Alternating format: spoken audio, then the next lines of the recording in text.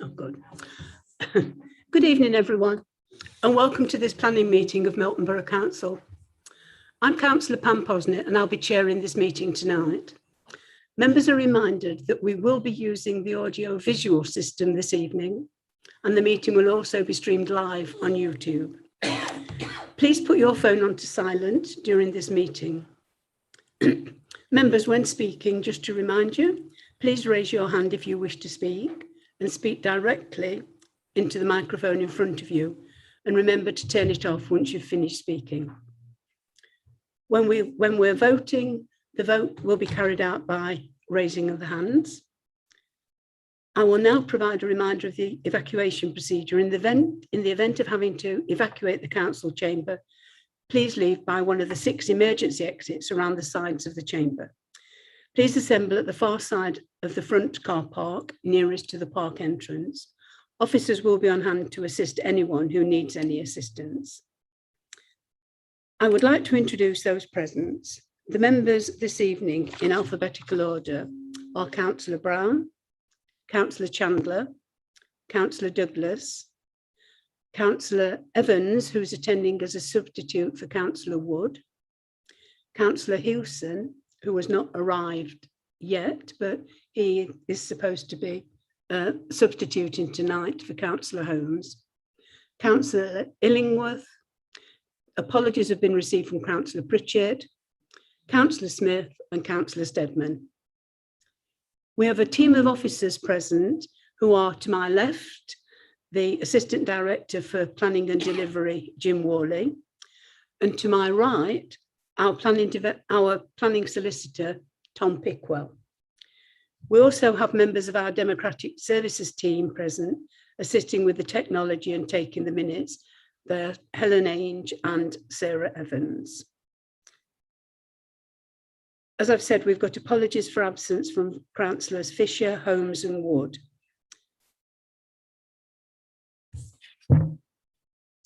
Okay, fine.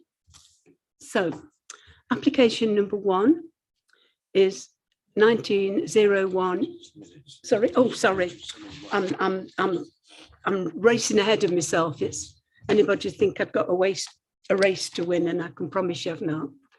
Can we confirm the minutes of the last meeting held on the 7th of October, please? Councillor Steadman's proposed. Can I have a seconder, please? Councillor Chandler has seconded. Are there any declarations of interest for members to declare? Yeah, I know. Okay, and then can we have a vote on the minutes, please? Are we all in favour? No? So the people that were there have voted, so that's fine, the minutes are carried. Schedule of applications. So application number 1 is 19/01303/4 Land at Home Farm, Rearsby Lane, Gadsby. And we have one speaker tonight for this, and that's Mr. David Grundy, who's the applicant. So if you'd like to come to the table, Mr. Grundy. Yeah. Jim will obviously speak first, but I've just got you in position. So over to you, Jim. Thank you. Thank you, Chair. I can start with some background, because this application won't be unfamiliar to you, because it made it to an agenda at the September meeting, I think. But we removed it from that agenda last minute because we ourselves received a very last minute request for education contributions from the County Council. And you can barely make this up because we nearly had to do it again, because on Friday last week we received another request for education from the County Council. And so just for your wider awareness, that's an across the board increase in the primary sector of 25% from the former setting. It's just that this application is the most unfortunate one to be first in the queue, awaiting determination, which is why it's affected first. So the figures associated with that at the end of September were a request for just over 60,000. And then this increase last week, the 25% adds another 15. So the new request is 77,000. Mr. Grundy obviously can speak for himself in a moment, but he's told me that he is happy, well, probably not happy, he's willing to meet that request. So there was no need to defer and think again. You'll see in the report how he's been able to do so and retain all of the other contributions and content of the application that we requested by means of altering the materials on some of the houses into a cheaper but not particularly weaker roofing type.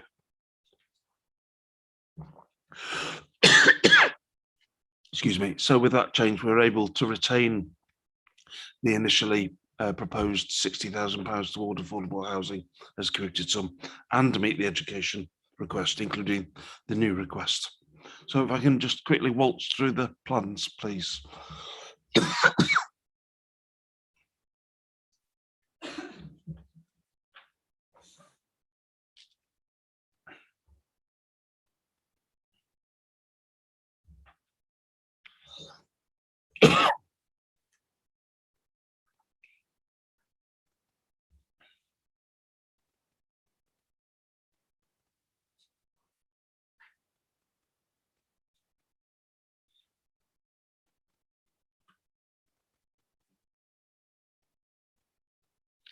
No. There. Yeah, if we can dwell on the first slide, please, which is the layout. So as the report sets out, this is an allocated site in Gadsby, fully complies with the local plan in terms of size and shape and number. It builds upon a previous consent from a number of 5 or 6 years ago now, but fulfills all the requirements of the local plan, save for this question of affordable housing that I've already addressed. We're very happy with the layout. It proposes a rich and appropriate mix of housing, a good number of smaller types in there, good number of bungalows, and I'll not drag you blow by blow through the house types, but I do have a sample of them in the subsequent slides. So if you can just go through those, but at your own leisure, you'll see the type of thing I'm referring to with the bungalows and the smaller types in a few slides time. If you just scroll through 6 or 7 slides, Helen, please, should make the point.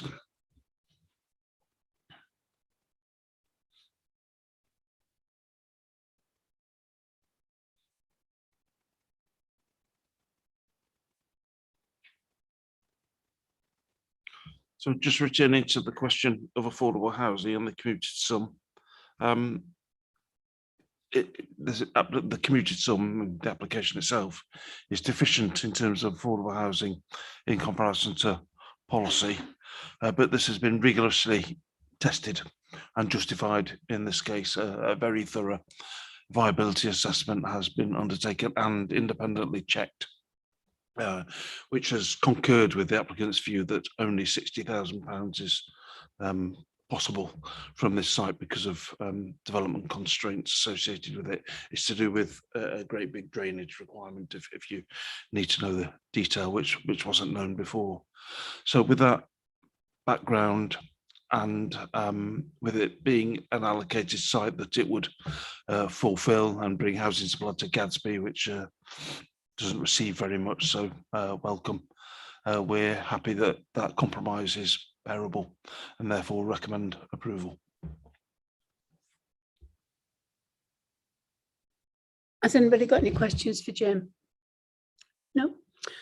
Right, over to you, Mr. Grundy. You'll have 3 minutes. Thank you, Madam Chair. Good evening, members.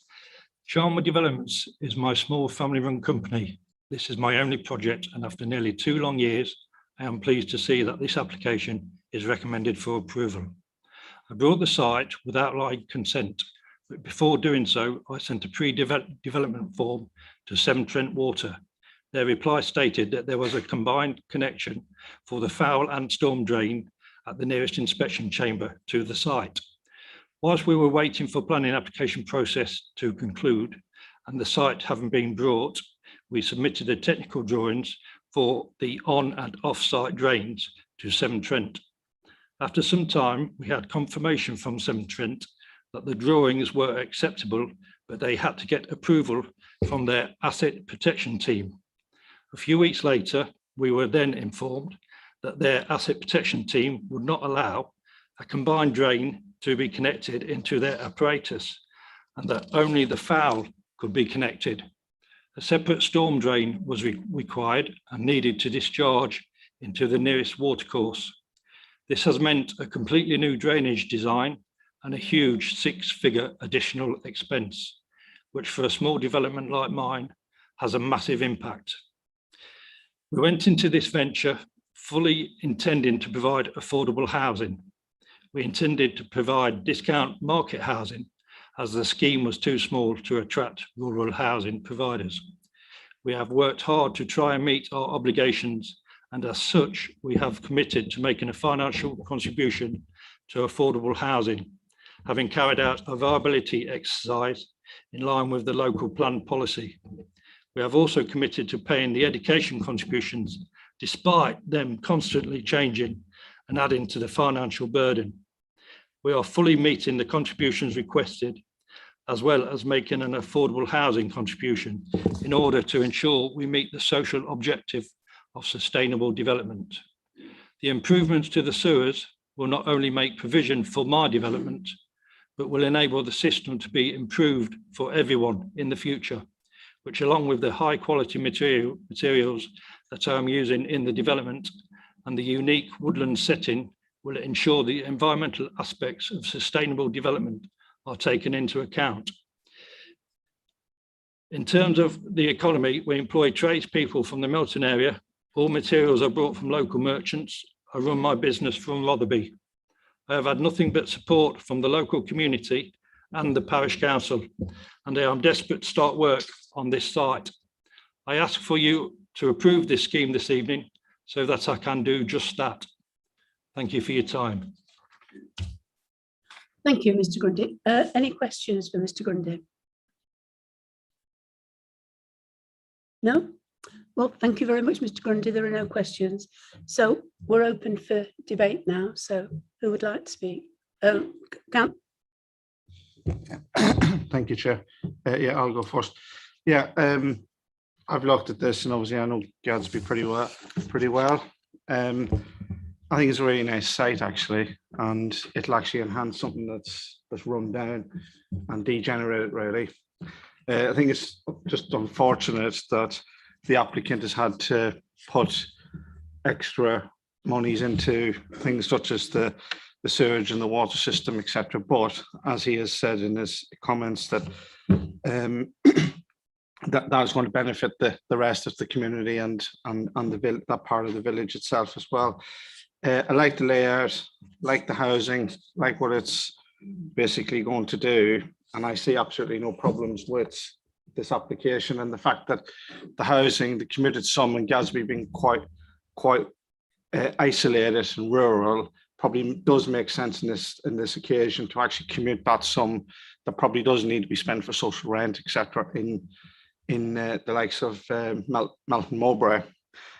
So on that basis, I'm very happy to recommend approval of this application. Okay, thank you, Councillor Browne. Now, you all know that it's been proposed, so nothing can be done until seconded. You've got your hand up first, Councillor Chandler. Madam Chairman, I'm more than happy to second this. I think the layout and the provision of housing in the scheme is fantastic. We don't normally get this variety of properties which we've got here. My only regret is the 60,000 put forward for affordable housing, because I'm sure there are people in Gadsby. It might be a well-heeled village, but I think there are still people always that want a hand up at the bottom end of the ladder. So that is disappointing. But I mean, I fully understand where the applicant's coming from. You can't keep loading these things with all these additional 106s, etc. And I think that 7 Trent, I mean, it seems a bit over the top to me, that does, because other people will benefit from it and this man's providing it. Anyway, I'm more than happy to second. Thank you. Thank you. Councillor Steadman, did you want to say anything? Yes, I was about to second, actually, but I agree with the comments that have gone before. I think they've done a really great job with the site, managed to retain the trees. It looks like a rural setting, just from the black and white photos, really, doesn't it? Visitor car parking, big gardens. I would like to see more of these, if I'm honest. I don't really want to delay the applicant any longer. He's waited long enough. Thank you. Right, well, we've had it proposed, we've had it seconded. Can I have a show of hands if all in favour? Sorry. Yeah. Can I just come back in quickly for the minutes more than anything else, Sarah? So the recommendation as drafted was overtaken by the update that I started with. So it's intact except for the education line, which should now read 77095.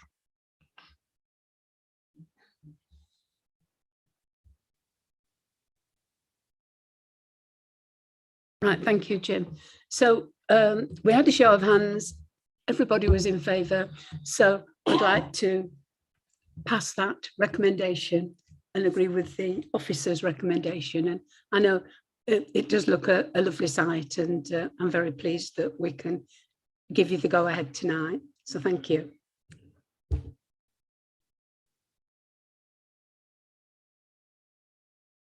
The second application is for High Street, Waltham on the Wold, and it's 20/01157/OUT. And we have looked at this before. So, Mr. Worley, do you want to start? Yeah, as you say, we managed to get into this one, so it's not coming fresh. So the report, the covering report for this one is simply the updates you asked of us when deferring at the previous meeting.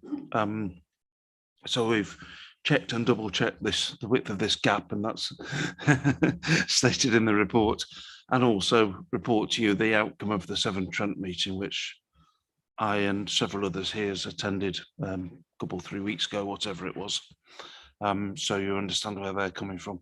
The only thing that's actually changed in the application is depicted by the diagram on page 2 of the new report. And you'll see there that this is outlined, so it's with the usual health warnings about indicative plans. But so this indicative plan is an upgrade, for want of a better description, showing how adequate turning circles for fire engines can be accommodated in the site. That's all subject to reserve matters. It's just proving us it can be that it can be done at this stage. Any questions for Mr. Worley? No, fine. So we've got one speaker, and it's Miranda Pilkington, who's the applicant's wife. So if you'd like to take your seat, as I'm sure you remember, you have 3 minutes. Tom will give you a warning at 30 seconds. Okay, thank you. Thank you, Madam Chair. Good evening, everybody. Yes, there was a full and thorough debate at the September Planning Committee, which concluded that our outline planning application met all of the local and national planning policy requirements, with just 2 outstanding building regulation queries that needed additional clarity. And as Mr. Worley said, we come back today with positive news, we think, on these issues. So the first query is whether the narrowest part of the access drive is sufficient to fit a fire engine through with no delays if called to an emergency, with a design that provides enough space to turn around and exit back out of the drive. And in response to this, the narrowest part of the access drive has been independently measured at 3.62 metres. And we've also shared video footage taken since the last meeting of Melton Fire Service, who offered to undertake a demonstration with an engine going up and down the drive with ease. There was no issue with the angles caused by the overhead canopies, which I hope allays concerns raised at the September meeting too. We also now know that it's part B5 of the building regulations that clarifies that a private uncurbed drive access, which this is, should be a minimum of 3.1 metres width. So it's also reassuring to know that the narrowest part of the driveway is over ½ a metre more than required. We have also provided more detailed illustrative plans showing how the site will accommodate a turning head of the appropriate dimensions. And you will have seen from the site visits that there is definitely plenty of space on the proposed site for this to be incorporated. So the second query was whether the water and sewage infrastructure in Waltham is sufficient to accommodate any new builds. And we understand that you were able to record in a meeting on the 15th of October with Severn Trent a number of assurances, concluding that there is sufficient water and sewer capacity to support all new developments in Waltham. Those relevant to our application are included in Mr. Worley's report. And in addition, on our particular case, Severn Trent have also confirmed directly in writing to myself that they have sufficient capacity in the network for our proposed development. And this email confirmation has also been shared with you.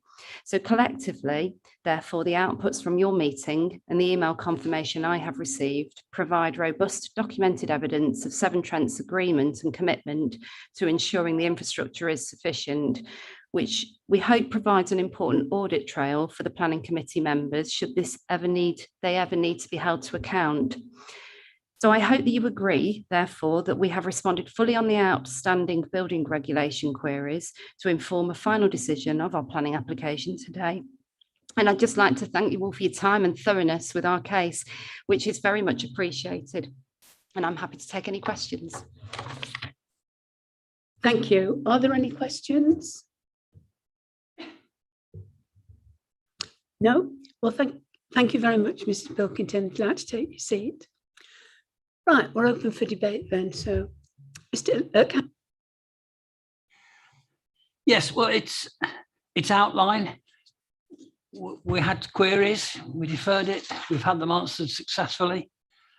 We're only considering access on an outline. I can't see that we should be doing anything other than permitting. I don't want to preempt any debate, but I think it's fairly straightforward personally, and I will propose it.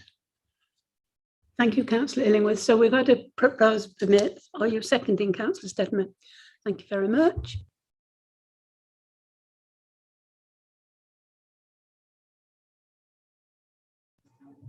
Councillor Chandler. Did you wish to speak first? Right, Councillor Steadman, then, if you're speaking first. Yeah, I was actually going to ask Jim, can we condition that the boundary treatments are hedges on this one at this stage, or do we need to wait? Yeah, indeed, that's a really pertinent question. That and any other parameters that you want to impose should happen now, because at reserve matters it's too late. You'll see there's some in the recommendation already about the height and things. Because it's sort of edge of village in the middle of the village. So I think if we had hedges instead of shiplap fencing, it would reflect its position in the village more better. And I think the other thing is, I mean, I know Severn Trent have come in and I've sat in on the meetings with Severn Trent. And it is a problem in Waltham. Could we ask the officers to go back to Severn Trent to get clarification of when they're going to do these upgrades in Waltham? Because I think the people of Waltham deserve an answer to that. But apart from that, yes, I'm quite happy to second it. Are you all right with the boundary treatment being hedges? Okay, thank you.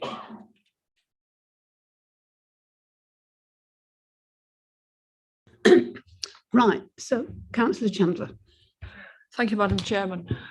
I was going to bring up the Severn Trent issue because obviously I have lots of problems with Severn Trent, and sadly they don't keep to the promises half the time. It's very easy to come to a meeting and say, yes, we're going to do this and we promise you that, but it's nailing them down.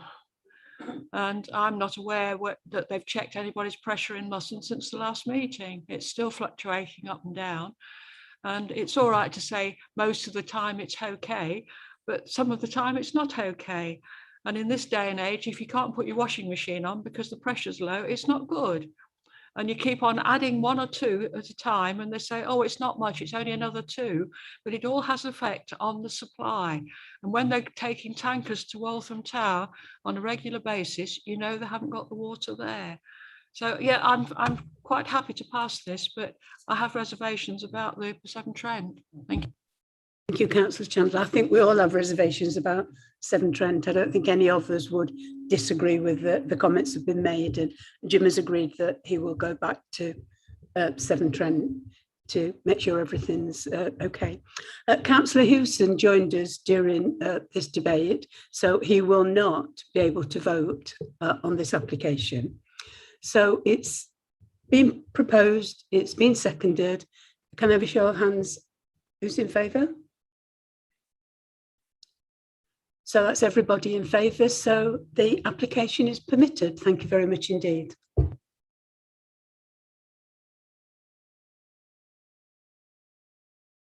We're now on to application 3, which is the 21000965/FUL, proposed demolition of unused public WC facility to residential to provide 2-bed flats, Park Lane public conveniences, Park Lane, Melton Mowbray. So over to you, Jim. I'm sure if Councillor Higgins was here at this point, you'd say, is the only reason this is at committee because it's our application? And the answer to that is yes, because he always asks that question. So that's why it's here, because yeah, really it's not a major or controversial application of the nature that occupies the rest of your agenda. A very small scheme to demolish the toilet block up there around the corner and replaced by 2 units. There nearly wasn't a need for this application because all it does is replicate and refresh a permission that used to be in place, but they didn't get the paperwork sorted in time, missed the boat, so they're having to do it this way instead. So it very much builds on that history. Sure, policies changed, but not in a manner that affects this type of proposal in this type of location.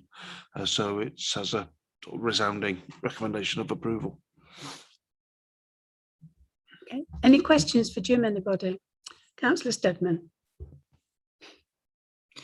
Yeah, I noticed down the side of the property that there is room for cycle storage.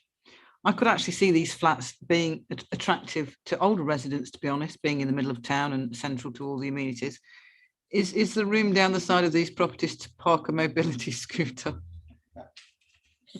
It had to be asked.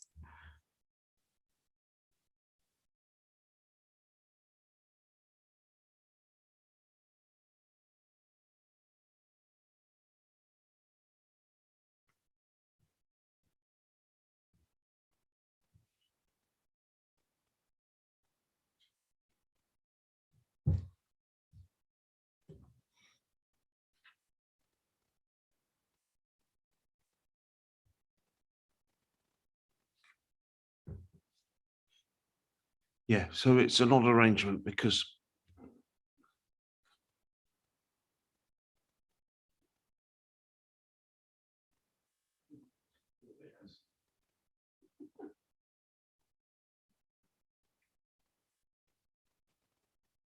back one, if you could please. Yeah, it's an odd arrangement because one of the plots accesses directly from onto the front of Park Lane with no garden or anything whatsoever, and the other has a recessed door, but they're not side by side. It's hard to pick on the plans. You have to really study them in detail, and that one would, because it has this alleyway, for want of another phrase. But the honest answer to the one that's at the frontage is no. You'd have to take your scooter straight through the front door. Okay, thank you. Anybody else got any comments? Councillor Chandler? I'm unhappy about having no parking provision. I remember days at Nottingham Road when we used to sit and talk about sustainable development, and we were going to have a bus stop at the end of every street, and we weren't going to build any houses unless we got a bus stop and a bus. Well, if you don't use it, you lose it, which we have done. There's no buses. And it's all right saying there's a car park a stone's throw away. We said this about Windsor Street. Oh, there's a car park across the road. I don't know how many flats we built in Windsor Street. I mean, they look very nice over those shops, but nevertheless, to me, it's entirely wrong that we keep building places and allowing town centre development with no parking provision, because it's a cost.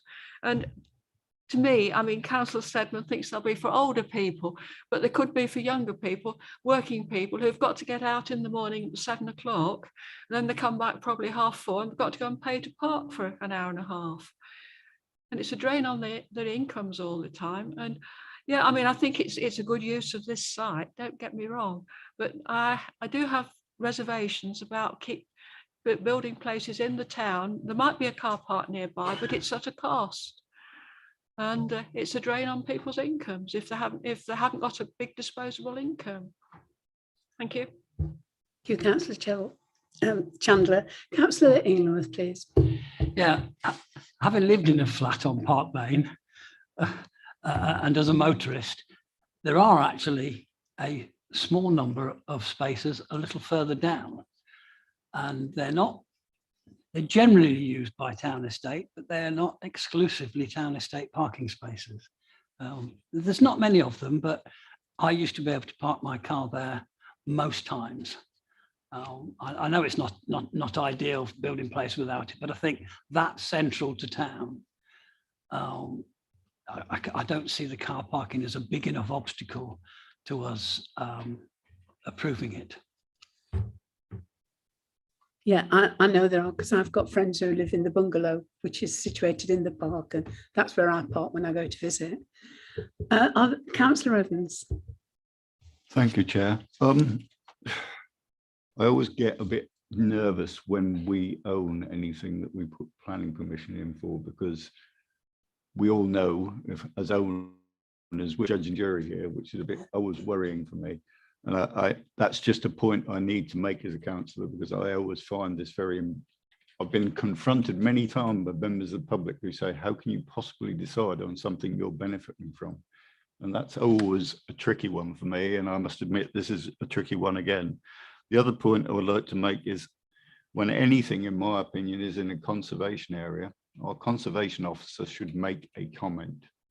It may be no impact, but there should be a comment. And I don't find it as a council acceptable when we have any planning applications in a conservation area that the actual officer involved in that hasn't actually made a comment. I, like Councillor Chandler, have some concerns about this being a shoebox almost development without adequate provision for a garden or cars or anything like that. But having said that, I'm well aware that the government are keen to put these kind of developments forward, whether it's above shops or whatever, and therefore we have to go with the times. But I just needed to have my reservations before I vote. Thank you, Chair. Thank you, Councillor Evans. Councillor Smith. Thank you, Chair. I'm also a little bit uneasy about the parking situation. However, I do think it is something that people would consider before purchasing a property. It is something that, you know, it does cross your mind first. So I have no problems approving this, to be honest. And I don't think the parking would be something that would urge me to refuse. So you're proposing approval, Councillor Smith, are you? Not necessarily, no. Okay. Councillor Browne. Thank you, Chair. Yeah, I totally agree with all the reservations, etc., around parking, around the size, etc. But as the smaller the property, hopefully the more affordable the property, hopefully in the town centre, actually, we might start reducing our need to actually have a car or drive a smaller car or take public transport more. And actually, where it is located, where you're a good walk from the train, you're a short walk from the train station. There is buses, although they have been reduced over the years. But I think it will be two affordable flats for somebody who wants to buy them, whether they be young or whether they be old. And also the people, going on what Councillor Smith just said, if you're going to buy one of these flats, you're actually going to go into it with your eyes wide open. You know that there's not the car parking, you know that it's in the town, you know that there's people going to be walking by, you know that what's available, what's not available in the local amenities, etc. So on that basis, and on the fact it's actually regenerating something that's sitting there doing nothing at the moment, and could actually help bring maybe two families or two small families or two individuals into the town who might spend some money in the town, etc. I'm more than happy to propose this application. Councillor Illingworth, were you going to second because it has been proposed? I'm happy to, and I was just going to ask the question. I mean, I think it's almost certain that these 2 flats will be built and be offered to the rental market. Why don't we build them ourselves and they become part of our stock and we can do them as affordable units? 2 birds with 1 stone. Councillor Browne wants to answer that. I'll try and answer. It's basically due to, if we build it as council housing, Councillor Illingworth, you're very much restricted on the rental income that we can achieve. It would have to be done at a social rent. We don't have a mechanism to build market rented housing through a different vehicle. So great idea if we had a vehicle to do that, but at the moment we don't, and it's unlikely that we're probably going to enter down that road, bearing in mind some of the recent stuff that's happened with St. Stephen, who's currently in financial trouble with a private housing company. Yeah. That's a valid question, Councillor Illingworth. Yeah, valid, very valid. Yeah, thank you, Councillor Browne. So it's been proposed and it's been seconded. There are no more questions, comments? No? So can I have a show of hands, please? All in favour? So that is unanimous. So that is carried. Thank you very much.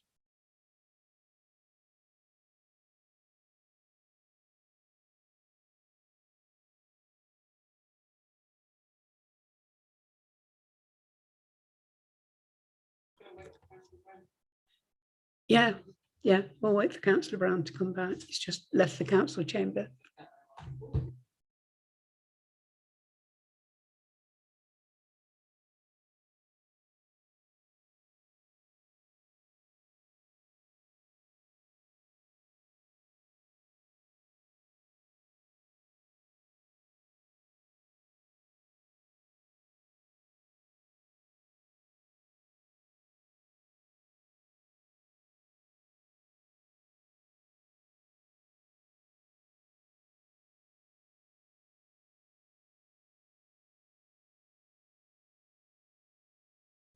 Right, Councillor Browne's returned to the chamber. So we're now looking at proposed variation to affordable housing provision 17/013890 FUL Butler's Cottage, 11 Somerby Road, Pickwell.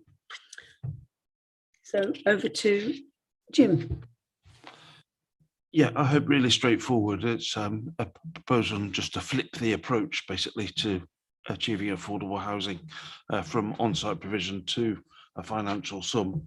The sum involved that's referred to in the report is calculated in full accordance with our SPD.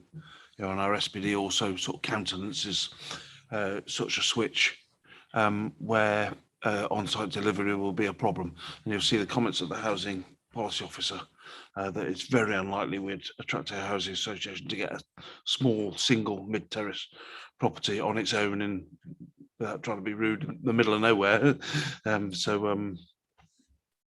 Achieving a commuted sum in accordance with the calculation seems a sensible option in these circumstances.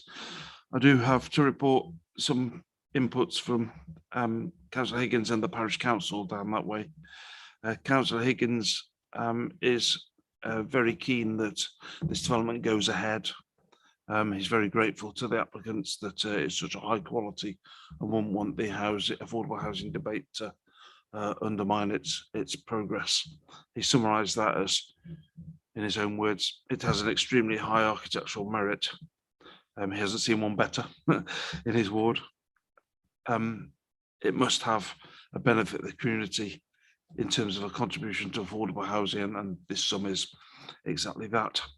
And it must continue to provide economic, environmental and social benefit. The physical entity of the application isn't changing one iota, so I think it's safe on that.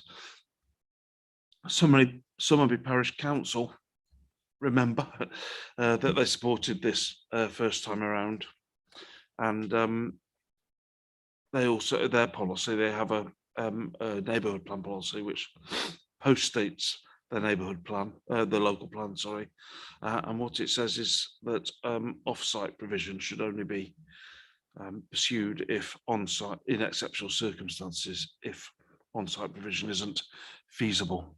So I guess, to be fair to them, they've hit the nail on the head there. That's the key judgment that we need to focus upon.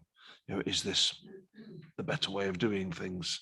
With the housing policy officer's comments in mind, I'm relatively easily persuaded that it is. Without it, it probably wouldn't happen at all. So recommending approval. Any questions for Jim? Councillor Evans. Just a question really. I'm not against the proposal. It's just, this is the second one where we're allocating money for affordable home in the future, affordable housing in the future. It's just, it seems like a section 106, but it isn't a section 106. And section 106, as Jim knows, he's been there long enough, is always earmarked for particular ventures. Whereas this seems to be a much more generic thing, affordable homes anywhere within the borough. It causes me a bit of concern because obviously the affordability should be in relationship to where the developments are occurring, whereas this presumably could be Melton Town or anywhere. I'm just asking that question. Tom, we had a chat about this earlier, didn't we? We believe you have sufficient discretion, and it's a point I should have mentioned really made by the parish council that they want to keep things local, basically. You know, the proceeds of their development should find their way to Potterswood or whatever. And we believe it's within your discretion to build a parameter into the 106 variation to require some of your money to stay in Summer B or whatever other geography you want to apply. Tom had the idea that we could do a cascade, so you start in Summer B, and if we don't have a project we can dedicate it to there, we'd maybe look at Melton South as a generic definition, then broader, and then broader still.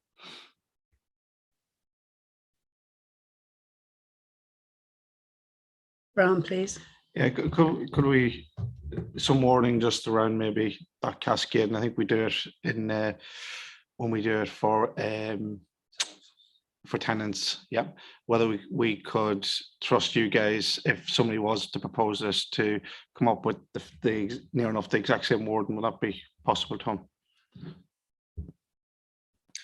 Yeah, it'd be very similar. The danger of putting it into one place and one place only, of course, is if it doesn't become viable, you lose it completely, hence the idea of the cascade. But yeah, it could be that it needs to be spent within so long, and if not, it then cascades to the next area. I think that's really important for me, is that we do not want to lose any money if we're going to do this, because the development got approved, I believe, due to the fact of the affordable housing. So I'm comfortable with that, but I know I think there's some other people want to speak. So, okay. Councillor Illingworth. Thank you, Chair. Yes, I think the flexibility that it gives us is beneficial. And it's just been alluded to on the sort of cascading, the actual mechanics of where it goes. I'm at ease with, and I think the idea of us building a fund that then allows us to choose the best sites at the best time to apply it to by our own criteria is a superb example of common sense. Don't always go hand in hand with planning decisions, do they? But I'm happy to propose it. So it has been, Councillor Steadman. Yeah, are you seconding though? Yes, Chair. Yeah, right. If you want to. Yeah, I'll echo what Councillor Browne said, that a little bit disappointed to learn that this is an unsustainable village, and it was passed because the one affordable house made it look attractive, and then to have that taken off the table. And I think that's perhaps a lesson that we as committee members need to learn here. But I agree with Councillor Higgins' comments. It does look very exemplary and will fit into its location very nicely. So yeah, I'm happy to second. Thank you. Right, it's been proposed, been seconded. Can I have a show of hands, please, for all in favour? So that's unanimous, so it is permitted. Thank you. Right, the next item is proposed variation to affordable housing provision. That's the one we just dealt with, so you've got no more to say on that? No. No. Okay.